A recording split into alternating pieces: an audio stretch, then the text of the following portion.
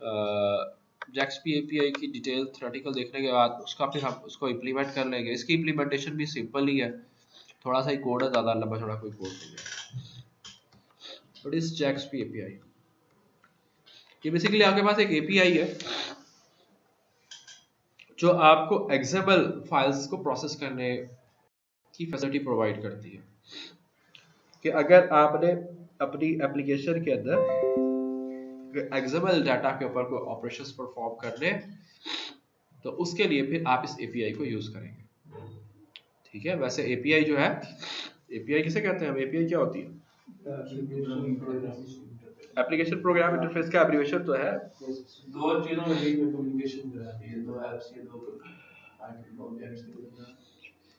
API basically आपको classes और interfaces provide करती है, और उन क्लासेस और इंटरफेसेस को यूज करते हुए आप फिर जो भी अपना कोई डिजायर्ड जो भी आपका टास्क है, जो ऑब्जेक्टिव है, उसको आप अचीव कर सकते हैं। तो ये API है आपके पास जावा API फॉर XML प्रोसेसिंग।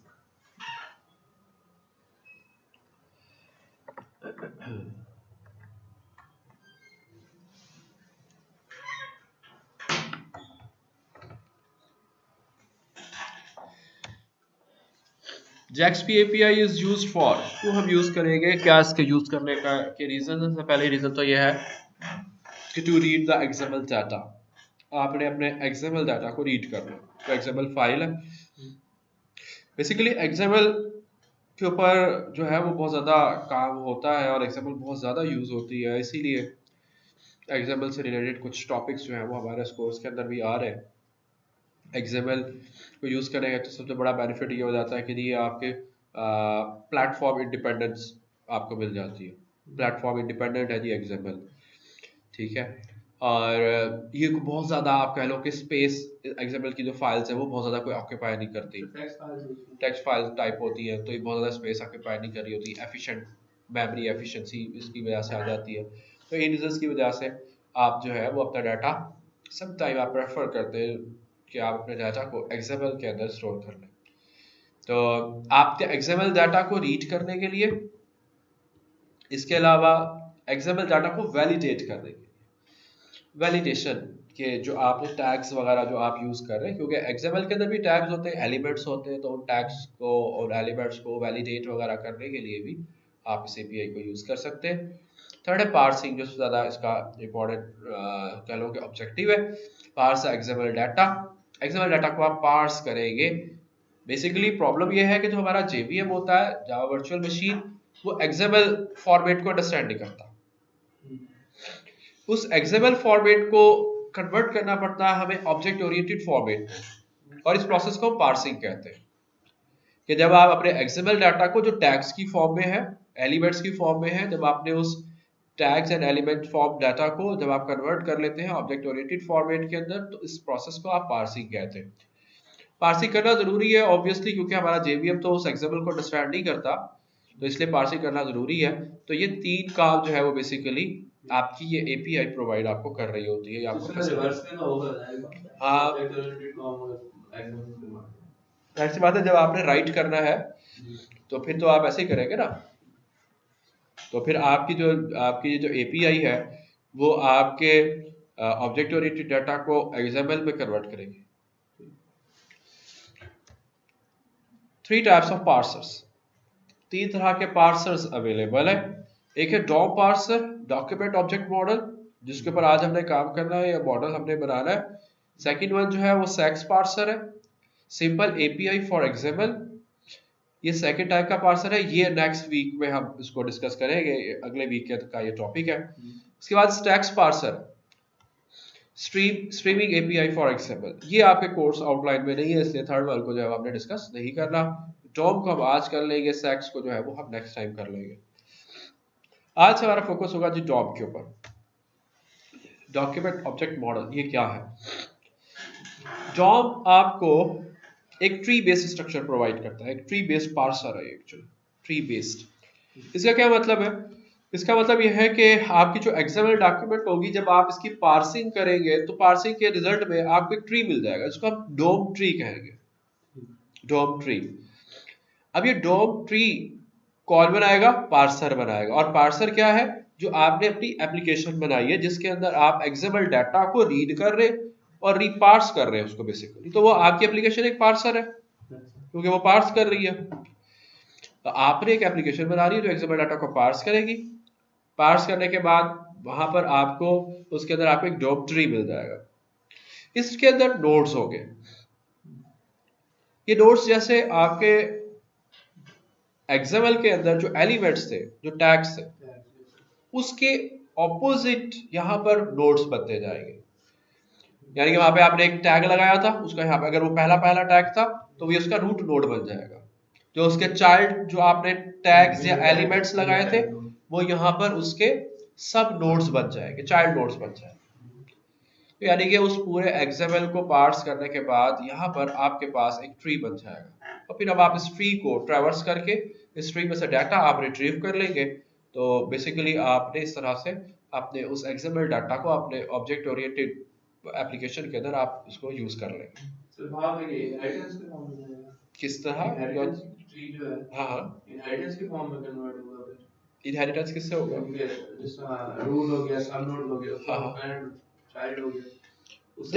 नहीं, पेरेंट चाइल्ड का यहाँ पे वो कॉन्सेप्ट नहीं होगा कि उस तरह से आप जो है वो नहीं काम होगा, लेकिन बहरहाल यहाँ पे एक वो नोड जो है वो उसके बना देगा।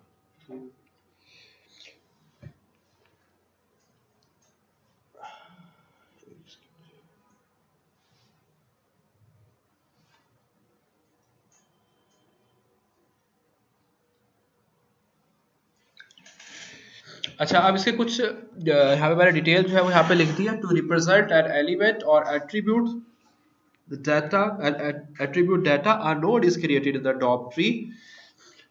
किसी भी एलिमेंट के लिए या किसी भी एट्रीब्यूट के लिए एक नोड बन जाएगा जी ड्रॉप ट्री के अंदर। DOM parser reads the entire XML document at a time. ये जो डॉप पार्सर जो है ये पूरे एक्सएमएल को रीड करेगा इकट्ठा, पूरे एक्सएमएल को इकट्ठा रीड करेगा, ठीक है। उसके वो पार्ट को या पोर्शन को नहीं करेगा, पूरी जो एक्सएमएल फाइल है उसको इकट्ठा रीड करेगा। It consumes more memory to represent the XML element and attribute in object-oriented format. ये पार्सर डॉप पार्सर जब आपके XML डाटा को ऑब्जेक्ट ओरिएंटेड फॉर्मेट में कन्वर्ट करेगा तो वो जो ऑब्जेक्ट ओरिएंटेड फॉर्मेट का जो डाटा है वो ज्यादा स्पेस ऑक्यूपाई करेगा as compare to SAX parser. दोनों ही पार्सर है, दोनों ने ही XML डाटा को कन्वर्ट करना ऑब्जेक्ट ओरिएंटेड डाटा के अंदर। लेकिन डॉप पार्सर जब कन्वर्ट करेगा तो उसकी जो कन्वर्टेड फाइल होगी वो थोड़ी ज्यादा स्पेस लेगी, जो आपका ट्री बन रहा है। सेक्स पार्सर जब उसको कन्वर्ट करेगा तो वो रिलेटिवली कम स्पेस ऑक्यूपाई करेगा। हम उसके साथ इसके कंपैरिजन के तौर पर हम ये पॉइंट बता रहे हैं यहाँ पर कि ये थोड़ा सा ज्यादा स्पेस जो है वो ऑक्यूपाई करेगा। अब जाहिर सी बात है जब ये स्पेस थोड़ी ज्यादा ऑक्यूपाई करेगा तो ये थोड़ा सा लेस एफिशिएंट भी होगा, क्योंकि जितनी ज्यादा स्पेस होगी, जितना ज्यादा डाटा होगा, उसको हैंडल करने में, उसको प्रोसेस करने में थोड़ा टाइम ज्यादा ही रिक्वायर्ड होगा ना। You can perform both read write operations using DOM. दो तरह के काम कर सकते हैं। एक्सएमएल फाइल से डाटा रीड भी किया जा सकता है, राइट भी किया जा सकता है। DOM parser provides both sequential and random access. आप डॉप पार्सर को यूज करते हुए आप सीक्वेंशियल एक्सेस भी कर सकते हैं डाटा की, और रैंडम एक्सेस भी की जा सकती है। It is slower then sex parser, क्योंकि ज्यादा डाटा है तो इसलिए स्लो भी होगा। ऐसे कुछ एडवांटेज भी होंगे उसके किसके साथ? सेक्स और इसका। हाँ हाँ, तो मतलब अभी तो फिलहाल वही चला रहा है, तो हो सकता है कि लॉन्ग किसी उसमें यार ऐसा नहीं है। इसको यूज करना जरा सिंपल है, ये इसका एक एडवांटेज है। डॉप पार्सर इसको इम्प्लीमेंट करना, इसको क्रिएट करना, इसको यूज करना, ये थोड़ा सिंपल है सेक्स की निस्बत, ये इसका एक एडवांटेज है।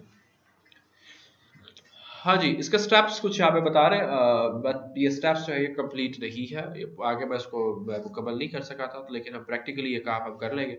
दो स्टेप्स यहाँ पे ज्यादा ठीक लिखे हुए। सबसे पहले तो आपने एक डॉक्यूमेंट बिल्डर फैक्ट्री का एक ऑब्जेक्ट बनाना होगा। डॉक्यूमेंट बिल्डर फैक्ट्री ये क्लास है, एब्स्ट्रैक्ट क्लास है डॉक्यूमेंट बिल्डर फैक्ट्री, उसका एक ऑब्जेक्ट बनाएंगे। तो एब्स्ट्रैक्ट क्लास का वैसे तो ऑब्जेक्ट नहीं बनता, हम ये कहते हैं कि एब्स्ट्रैक्ट क्लास का तो ऑब्जेक्ट ही नहीं बनता, तो कैसे बनेगा, डायरेक्टली इसका ऑब्जेक्ट नहीं बनेगा, जो इसकी जो चाइल्ड क्लास होगी उसका ऑब्जेक्ट बनेगा। ठीक है, तो रेफरेंस आप कह लो कि आप डॉक्यूमेंट बिल्डर फैक्ट्री का यूज करेंगे। इसी तरह से आप डॉक्यूमेंट बिल्डर बनाएंगे, वो जो फैक्ट्री का जो ऊपर ऑब्जेक्ट बना था उसको यूज करते हुए आपने डॉक्यूमेंट बिल्डर बनाना है। डॉक्यूमेंट बिल्डर को यूज करते हुए आप किसी एक्सएमएल फाइल को पार्स कर लेंगे। पार्स करने के बाद जो चीज आपके पास आएगी वो एक डॉक्यूमेंट होगा, वो जो ट्री फॉर्मेट में जिसको आप कह लोगे वैसे होगा। फिर उसमें से आप रूट एलिमेंट को गेट करेंगे। रूट एलिमेंट जब आप ले लेंगे तो रूट एलिमेंट के बाद आप उसकी चाइल्ड एलिमेंट्स जो है वो आप गेट करेंगे। चाइल्ड एलिमेंट्स गेट करने के बाद आप उसके डाटा को रिट्रीव करके आप डिस्प्ले करा देंगे। ठीक है जी, अब ये काम हम प्रैक्टिकली कैसे करेंगे इसको अब हम यहाँ पे परफॉर्म करके देख लेते हैं। हाँ जी, हाँ जी, रूट एलिमेंट और रूट एलिमेंट से आगे उसके चाइल्ड लेना। एडमिन्स पे आ रहे हैं, एक यहाँ से मैं एक न्यू प्रोजेक्ट बना रहा हूँ, इस सबको टैब्स को मैं क्लोज कर देता हूँ। एक न्यू प्रोजेक्ट में बना रहा हूँ और ये भी हमारी सिंपल जावा एप्लीकेशन होगी। इसका नाम हम रख रहे हैं जी Dom parser demo.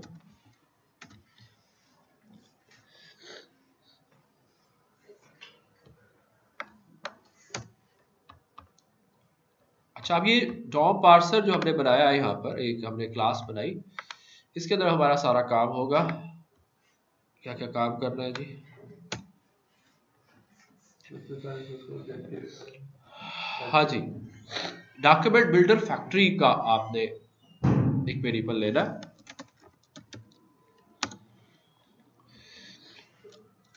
Document builder factory, इसका नाम मैं रख रहा हूँ जी फैक्ट्री।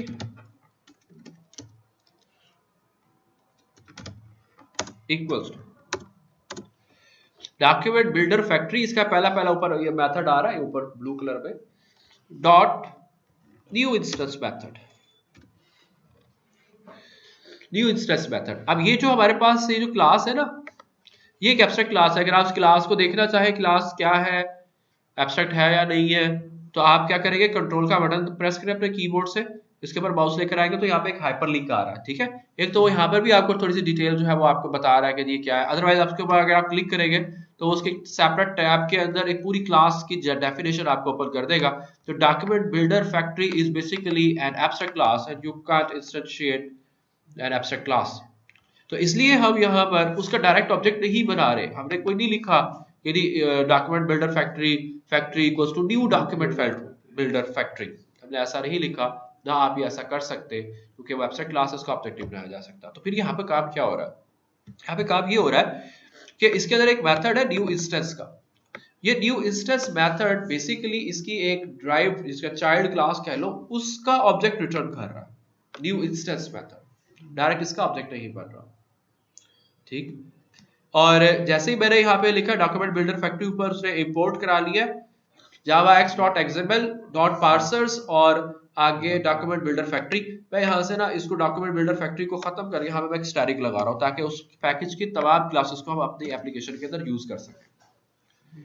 अगर हम यहाँ पर ये काम ना करते तो फिर हमें बार बार अलग अलग डिफरेंट पैकेजेस हमें इंपोर्ट करवाने पड़ते। मैं जान के काम ऐसा कर रहा हूँ ताकि आप लोगों के लिए कोड जो है वो जरा मिनिमम रहे। जावा के बाद डॉट स्टैटिक लगा देते हो ना, ऐसा नहीं होता यार। ऊपर यहाँ पे इंपोर्ट किया था javax.static, ऐसा नहीं होता कभी भी। हमने ये बात उसके अंदर भी जब हम विजुअल प्रोग्रामिंग का कोर्स पढ़ रहे थे और उसमें हमने नेम स्पेसेस को पढ़ा था C# के अंदर, तभी हमने ये बात की थी कि एक नेम स्पेस के अंदर एक और नेम स्पेस हो सकती है। इसी तरह से यहाँ पे एक पैकेज के अंदर एक और पैकेज हो सकता है, उसके अंदर एक और पैकेज हो सकता है, उसके अंदर क्लासेस होगी। वो जो आपने तीसरे पैकेज की क्लासेस को अगर आपने एक्सेस करना है तो फिर आपको कंप्लीट उसका वहां तक उसका जिसको आप कहते हैं कि एक क्वालिफाइड पाथ आपको देना होगा, यानी कि first package dot second package dot third package dot static. अब आप थर्ड पैकेज की क्लासेस को एक्सेस कर सकेंगे। अदरवाइज तो अगर आप लिख देते ना यहाँ पे javax.static, तो इसका मतलब ये है कि जावा जो आप चाह रहे हैं कि जावा एक्स के जितने भी पैकेजेस हैं उनकी जितनी भी क्लासेस हैं उन सबको आप इंपोर्ट करना चाह रहे हैं, तो ऐसा नहीं होता। आपको हर पैकेज जिसको इंपोर्ट करना होता है उसका नाम आपको एक्सप्लिसिटली यहाँ पर मेंशन करना पड़ता है। उसके जो पेरेंट पैकेज को आप कह लो कि उसके साथ अगर आप डॉट स्टारिंग लगाएंगे तो उसके अंदर जो क्लासेस होगी ना वो एक्सेस होगी, उस पैकेज के अंदर जो सब पैकेज है उसकी जो क्लासेस है वो एक्सेस नहीं हो सकेगी। मतलब तो जो इंटरनल होता है उसकी चीजें एक्सटर्नल होनी हाँ बिल्कुल बिल्कुल। तो यहाँ पे मैंने एक फैक्ट्री बना दीजिए, डॉक्यूमेंट बिल्डर फैक्ट्री। अब इस फैक्ट्री को यूज करते हुए हमें बनाना है डॉक्यूमेंट बिल्डर। वो डॉक्यूमेंट बिल्डर उसको पार्स कर सकता है हमारी एक्सएमएल फाइल को। तो फिर मैं यहाँ पर एक डॉक्यूमेंट बिल्डर को मैं यूज कर रहा हूँ, डॉक्यूमेंट बिल्डर इक्वल्स टू ये जो फैक्ट्री का हमने ऊपर एक ऑब्जेक्ट बनाया था, इस फैक्ट्री को यूज करते हुए आप डॉक्यूमेंट बिल्डर बनाएंगे, factory dot new document builder. ये जो हमने ऊपर फैक्ट्री का एक ऑब्जेक्ट बनाया ना, इसको यूज करते हैं। ठीक है, हमने सबसे पहले क्या काम किया, फैक्ट्री का एक ऑब्जेक्ट लिया, उस फैक्ट्री के ऑब्जेक्ट को यूज करते हुए हम एक न्यू डॉक्यूमेंट बिल्डर बना रहे हैं। ये बिल्डर हम क्यों बना रहे हैं, ये बिल्डर असल में उस एक्सएमएल फाइल को पार्स करेगा, ये बिल्डर है। लेकिन इसको भी एक तो हम इंपोर्ट करते हैं, इसके शायद कुछ पैकेजेस वो मांग रहा है, और ट्राई कैच ब्लॉक को कहता है कि भाई ये थ्रो करता है एट थ्रोज क्लास, या फिर आपको कहता है कि जी surround the block with try catch. ये जो न्यू डॉक्यूमेंट बिल्डर मेथड है ये एक एक्सेप्शन थ्रो कर रहा है। वो कहता है या तो आपसे साथ आप थ्रोज क्लास लगा के आप आगे जो कॉलर है उसको आप ये डेलीगेट कर लो कि एक्सेप्शन को आप हैंडल कर लेना, या आप ट्राई कैच ब्लॉक बनाए। तो मैं यहाँ पे इसको कहता हूँ इसको ट्राई कैच ब्लॉक के अंदर आप इसको डाल दो। वो स्टेटमेंट उसने ट्राई कैच ब्लॉक में डाल दी। ये किस टाइप की एक्सेप्शन जनरेट करता है, पार्सल कॉन्फ़िगरेशन एक्सेप्शन। ये उसने यहाँ पर एक लॉगर वगैरह लिख दिया, इसको हम इसको खत्म करके हम यहाँ पे इसको सिंपल अगर आप चाहें हैंडल करना तो यहाँ पर आप सिस आउट के ऊपर जाके ये इसको प्रिंट करा दो। ये दो स्टेटमेंट थी ना हमारी, ये अभी दो ही है। ये सिर्फ जस्ट क्योंकि एक्सेप्शन थ्रो कर रहा था इसके लिए हमने ट्राई कैच ब्लॉक हमने बना लिया। ठीक है, अब हम क्या कर सकते हैं, इस बिल्डर को यूज करते हुए एक एक्सएमएल डॉक्यूमेंट को पार्स कर सकते हैं। जब एक्सएमएल डॉक्यूमेंट पार्स होगा तो रिटर्न में आपको एक डॉक्यूमेंट रिटर्न करेगा। डॉक्यूमेंट क्योंकि हमारा मॉडल ही डॉम मॉडल है, डॉम, उसमें एक डॉक्यूमेंट रिटर्न करनी है। तो अब इसको हम कैसे पार्स करेंगे जी, पार्स करने का तरीका देखें, हम यूज करेंगे बिल्डर डॉट पार्स फाइल। यदि फाइल बताओ किस फाइल को पार्स करना चाह रहे हो, एक्सएमएल फाइल बताओ। एक एक्सएमएल फाइल जो है ये मैंने डी ड्राइव के अंदर बना के रखी हुई है, वो एक्सएमएल फाइल मैं आप लोगों को दिखा देता हूँ, उसी को हम पार्स कर लेते हैं। या एक्सएमएल फाइल आप खुद से भी कुछ बना सकते हैं, आई थिंक ये डाटा वाली एक्सएमएल फाइल है। ये एक एक्सएमएल फाइल है, इसका फॉन्ट मैं थोड़ा सा लार्ज कर देता हूँ ताकि आप लोग इसको क्लियरली देख सकें कि लिखा हुआ क्या है। पीछे मैंने कुछ अनवांटेड स्पेसेस भी डाली हुई है, चलो हम स्पेसेस को अब फिर से बाद में इंसर्ट कर देंगे क्योंकि काम दिखाना होता है स्टूडेंट्स को। एक मेन टैग है जी हमारे पास एम्प्लॉय का, ईएमपी का, उस टैग के अंदर एक एम्प्लॉय नंबर का टैग है। एम्प्लॉय नंबर का डाटा है 101, employee close, employee number close, फिर employee name Ahmed, employee name close, फिर जॉब क्लर्क, जॉब क्लोज, फिर एक और एम्प्लॉय आ गया, उसके 3 एलिमेंट्स, और उसके बाद आखिर में ये जो रूट एलिमेंट था एम्प्लॉय, ये क्लोज। ठीक है, सिंपल सी एक्सएमएल फाइल है हमारी। इसको क्लोज करते हैं, इसका नाम है डाटा डॉट एक्सएमएल। सेव नहीं करते हम इसको।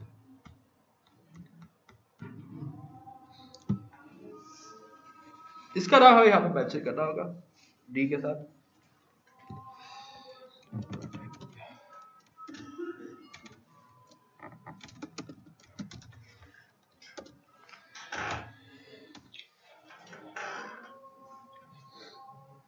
चलो 1000 हो जाएगा, फिर कंप्लीट करते हैं।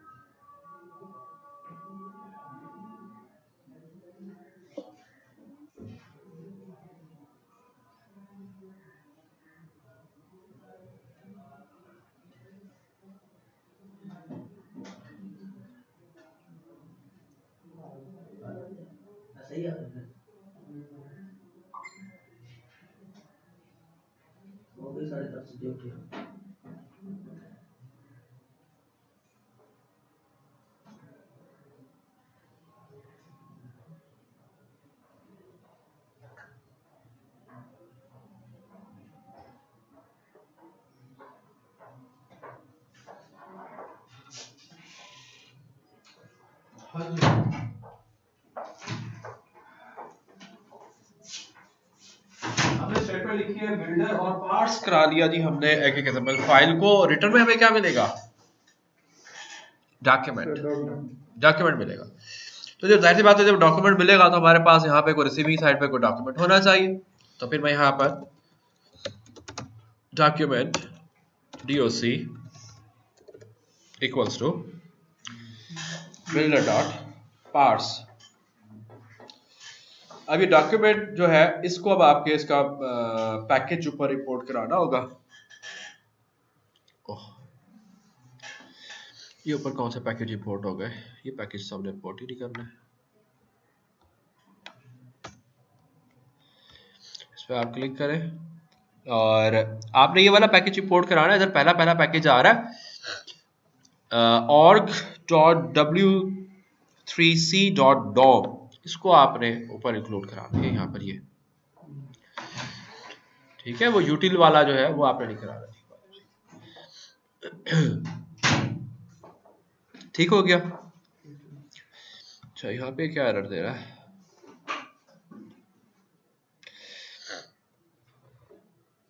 अच्छा अब सेक्स एरर भी जी ये इसने भी थ्रो करना है। अब ये डॉक्यूमेंट का जो है ये पार्ट्स का मेथड ये भी एक एक्सेप्शन थ्रो कर रहा है। ये वाला भी एक्सेप्शन जो है वो थ्रो कर रहा था।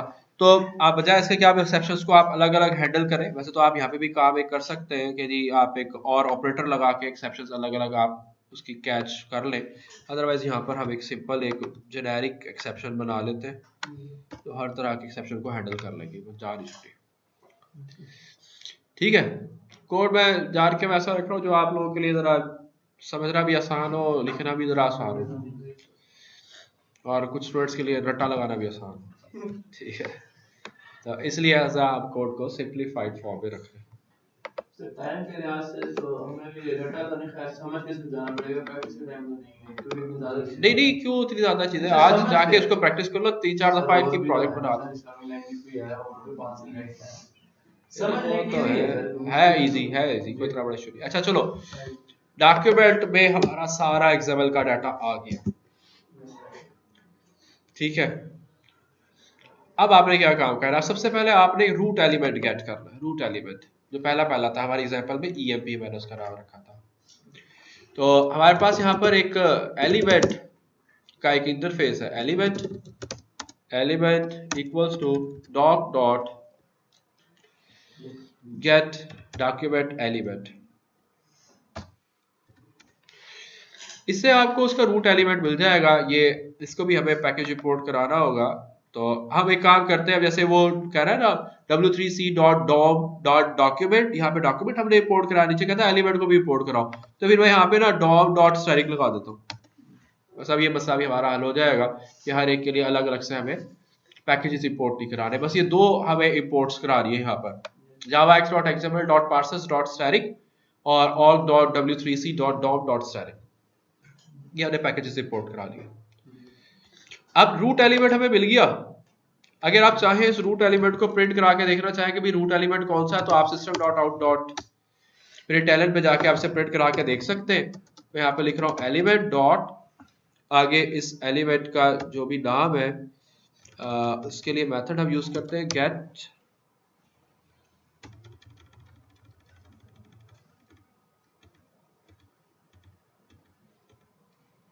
आई थिंक नोट नेम है शायद। चलो उसको ट्राई कर लेते हैं, रन करते हैं जी अपनी एप्लीकेशन को। यहाँ पे हम देखते हैं हमें रिजल्ट पे क्या मिलता है। EMP देखो मिल गया हमें, EMP नजर आ रहा ये ग्रीन लाइन से पहले। यही हमने अपने जो हमने बनाई हुई थी, जो हमारी XML फाइल जो थी, उस XML फाइल के अंदर रूट नोड हमारे पास यही था EMP का। ठीक है,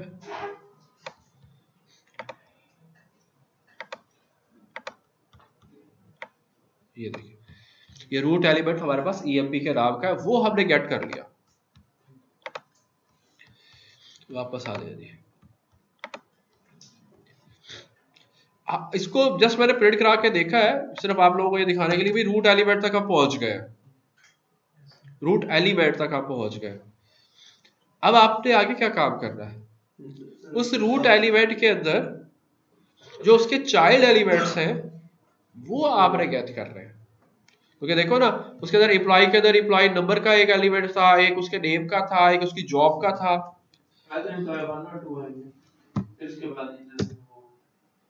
नहीं, हमने दरअसल उसका डाटा लेना है ना, डाटा गेट करना है। तो उसको डाटा को गेट करने के लिए हम यहाँ पर अच्छा कितने टैग्स थे हमारे पास जो रूट में आ रहे थे?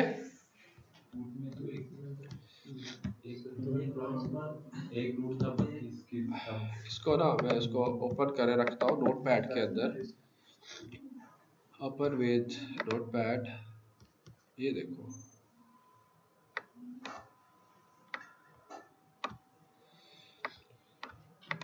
एक टैग ये आ गया, दूसरा उसके नेम का आ गया, तीसरा जॉब का आ गया, और उसके बाद फिर दूसरे एम्प्लॉय का डाटा आ रहा है। 3 इसके अंदर एलिमेंट्स है, रूट एलिमेंट के अंदर 3 चाइल्ड एलिमेंट्स। अब हमें इसके अंदर तो 3 एलिमेंट थे, हो सकता है कोई और एक्सएमएल फाइल जिसको आप पार्स करें उसके अंदर हो सकता है ज्यादा एलिमेंट हो या कम हो सकता है कम एलिमेंट हो, हमें तादाद तो नहीं पता। तो इसके लिए अब हमें यहाँ पे क्या काम करना होगा कि अब हम यहाँ पर एक लिस्ट लेंगे, नोड लिस्ट या लिस्ट नोड आई थिंक।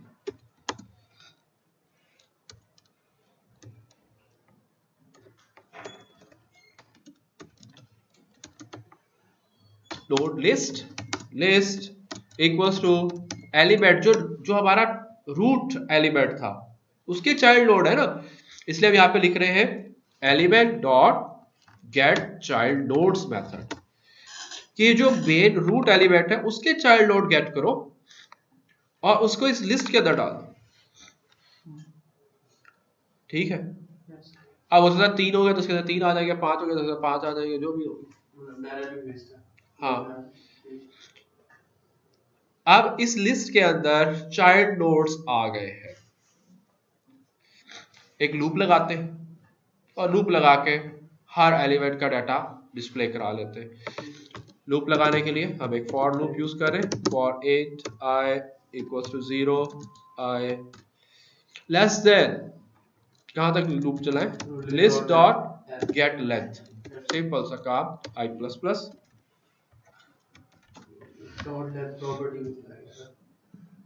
ठीक है जी।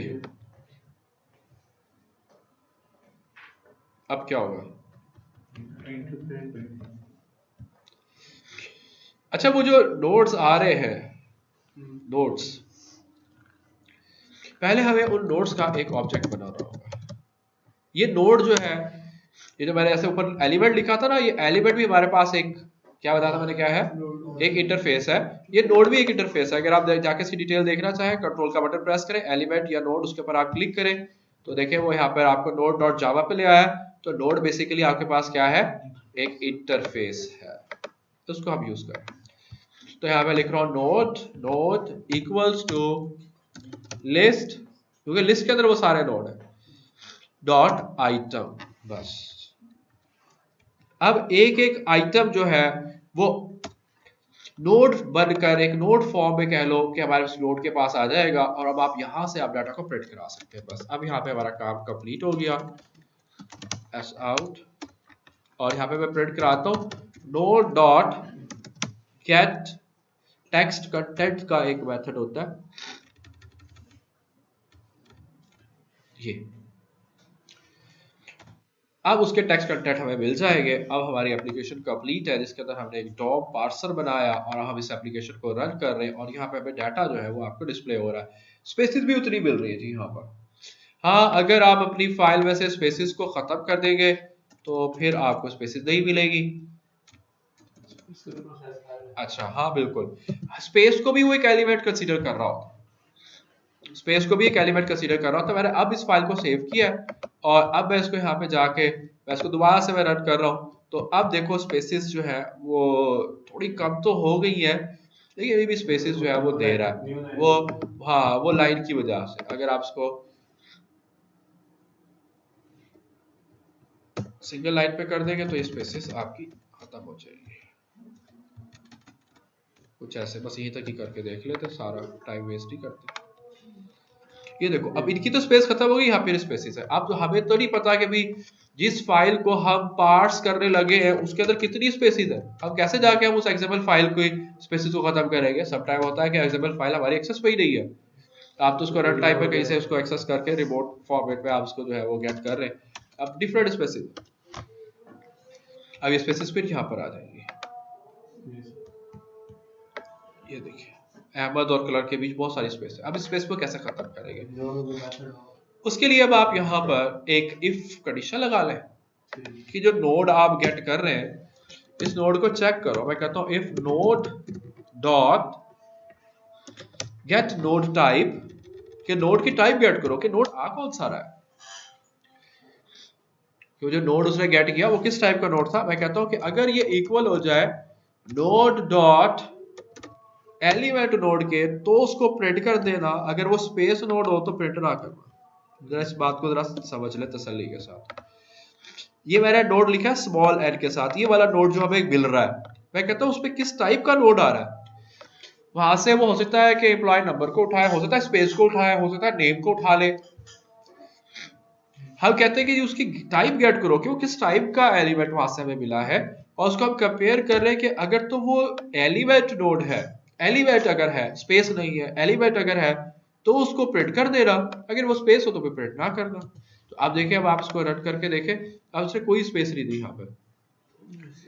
पहले वो स्पेसेस को भी उठा रहा था, हर स्पेस को एक अलग एलिमेंट कंसीडर कर रहा था, और जब वो एलिमेंट है तो वो उसके यहाँ पे कोई ना कोई उसको आउटपुट के तौर पर यहाँ पे उसको शो कर रहा था। हमने कहा कि अगर तो वहां से जो नोड उठा रहे हो अगर तो वो एलिमेंट नोड है तो उसे प्रिंट करो, अगर वो स्पेस नोड है तो उसे प्रिंट ना करो। ठीक है जी, सिंपल काम। चलो जी, ये भी हमारा काम हो गया जी मुकम्मल।